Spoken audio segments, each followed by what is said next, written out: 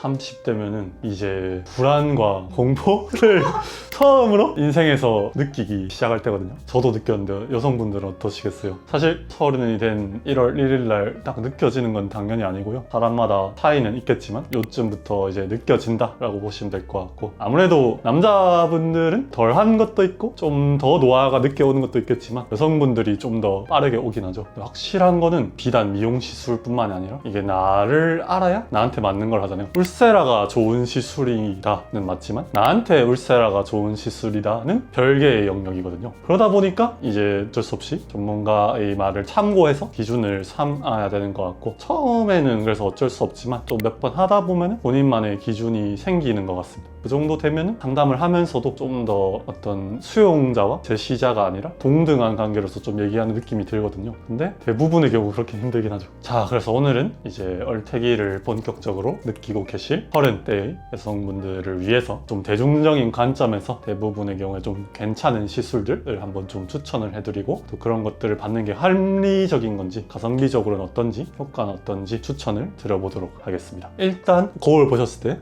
나는 색소 빼야겠다, 나는 리프팅 받아야겠다 이렇게 생각하시기보다 증상을 먼저 인식하신단 말이죠.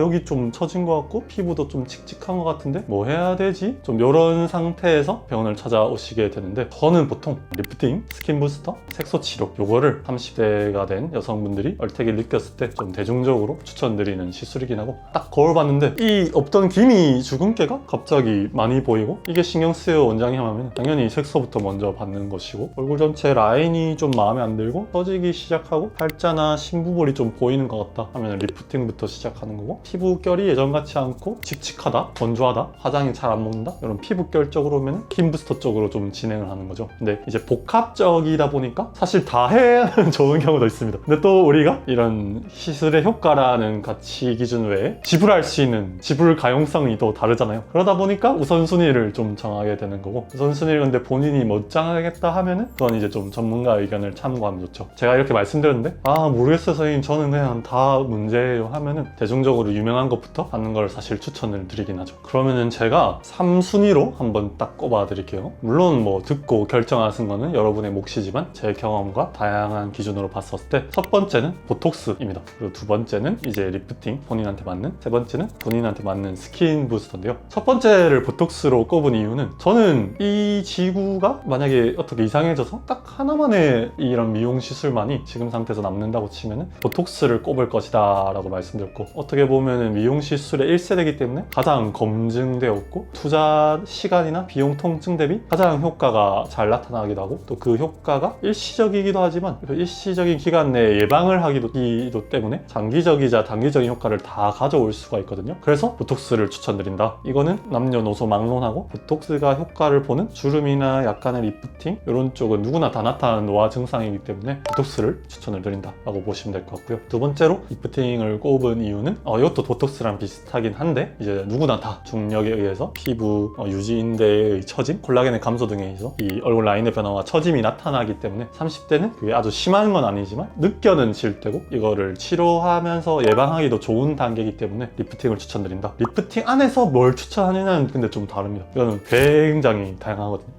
그건 약간 강론 같은 거라, 이제 그거는 원장님을 찾아가서 어느 정도 본인 피부 타입, 두꺼운지 얇은지 등등에 따라서 또 추천이 다르거든요. 그거에 맞춰서 상품을 추천받으시면 될 것 같고요. 거기까지 제가 여러분들이 다 알아보기엔 너무 힘들 거라고 생각합니다. 이렇게 큰 틀만 가져가시면 될 것 같고, 스킨 부스터도 마찬가지예요. 제품 자체로만 보면 정말 다양합니다. 리쥬란, 요새 많이 뜨는 리투오나 셀르디움, 주베로, 고우리 등등 아주 다양한데, 제품 하나하나에 집중하다 보면은 여러분이 또 이 유튜브의 바다를 끊임없이 헤맬 수 있기 때문에, 내가 증상이 어떻다만 전문가 선생님한테 잘 설명해주면 그 증상에 맞는 제품을 추천하는 거는 또 전문가의 몫이라 생각하거든요. 그래서 저는 많이 건조합니다. 화장이 잘 안 먹습니다. 저는 뭐 모공이 많습니다. 잔주름이 많습니다. 등등의 증상을 설명해 주시면 추천을 잘 해주실 겁니다. 어쨌든 근데 그런 것들이 있을 수 있기 때문에 스킨 부스터를 대중적으로 좀 추천한다. 그래서 보톡스, 리프팅, 스킨 부스터 이렇게 세 가지를 추천드리고 싶습니다. 그러면 약간 환자 입장에서는 이 시술이 아니라 내가 지금 어디가 제일 신경 쓰이고 어떤 게 고민인지를 구체적으로 말하는 그게 더 중요하네요. 사실 원래는 그게 맞죠. 원래 전통적으로 이제 의료 분야는 전문가의 영역이고, 사실 우리가 뭐 만약에 폐암에 걸렸는데 저희 대학병원 가가지고 저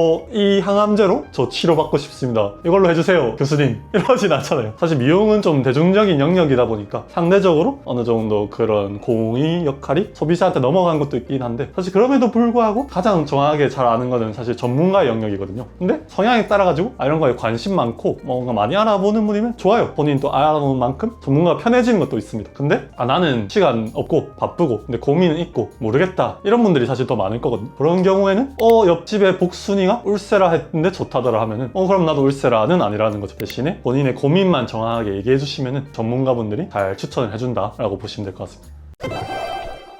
그러면 첫 번째 시술로 엄청 비싼 시술을 먼저 받아보는 거는 어떻게 생각하세요? 이게 또 비용이라는 게 사람마다 너무 다르긴 하거든요. 내가 통장에 100만 원이 있는데 100만 원으로 사실 먹고 사는 것도 해야 돼요. 근데 삼성전자 하이닉스가 막 오르니까 옆집에 누가 엄청 벌었다 해서 포모가 와서 그냥 삼전에 다 박아버렸다. 그러면은 매일매일 이 주식창을 보고 100입니까 못 100입니까? 불안하죠. 그런 것처럼 본인이 가용할 수 있는 선 안에서 미용 시술을 받으면 그게 비싸다고 저는 생각을 안 한다고 하거든요. 근데 만약에 내가 부담이 되는 분이야. 근데 처음 받는 거야. 그러면은 추천드리지 않습니다. 왜냐하면은 마치 100만 원 삼성전자에 넣었을 때 그래프가 오를 수도 있고 내릴 수도 있잖아요. 이건 아무도 모르는 건데, 그런 거에 대해 내가 너무 스트레스를 받으면 그건 좋은 투자법이 아닌 것처럼 미용도 어떻게 보면 자기에 대한 투자인데, 울세라를 받고 본인의 기대치만큼 잘 나타날 수도 있고 본인 기대치보다 좀 덜할 수도 있어요. 무조건 좋아지는 건 맞지만, 근데 이 본인이 가용하는 선을 넘어서 투자를 하게 되면은 기대치가 그만큼 올라간단 말이죠. 그럼 본인도 힘들고 병원도 힘듭니다. 그렇기 때문에 비싸다는 거는 사람마다 다른데, 본인 입장에서 비싸게 느껴지면 처음부터 그런 걸 하지 마라, 저는 이렇게 말씀해 주고 싶긴 합니다.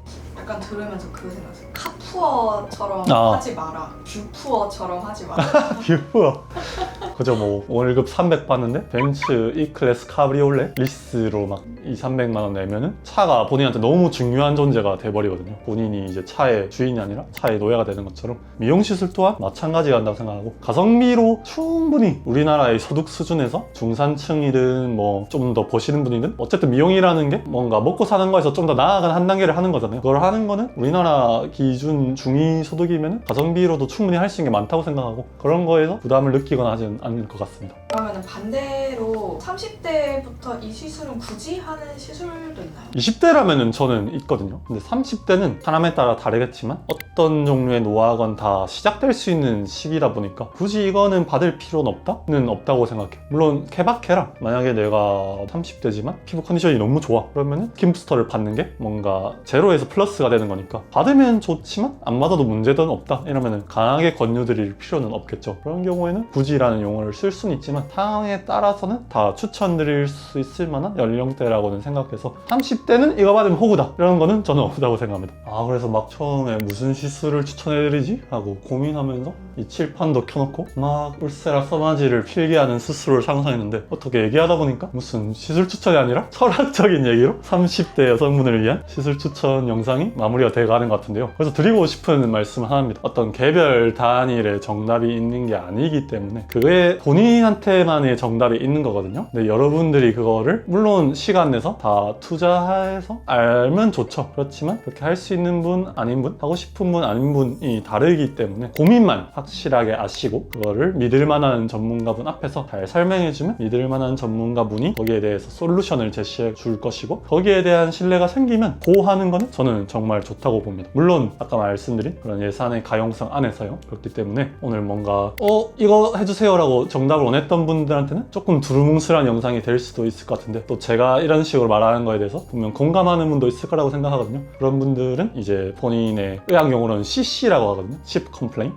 지금은 미용이지만 우리가 의과대학 졸업하기 전에 국시로 실기시험 칠 때 복통, 흉통, 두근거림 등등의 증상으로 환자분이 얘기하면 우리가 그거에 대해서 어떻게 설명해 주는지를 연습을 합니다. 그것처럼 여러분들이 건조, 처짐, 팔자, 주름 등의 그런 증상을 잘 인지해서 표현해 주시면 거기에 맞는 솔루션을 잘 제시하는 곳을 만나실 수가 있을 겁니다. 그러면은 될 겁니다.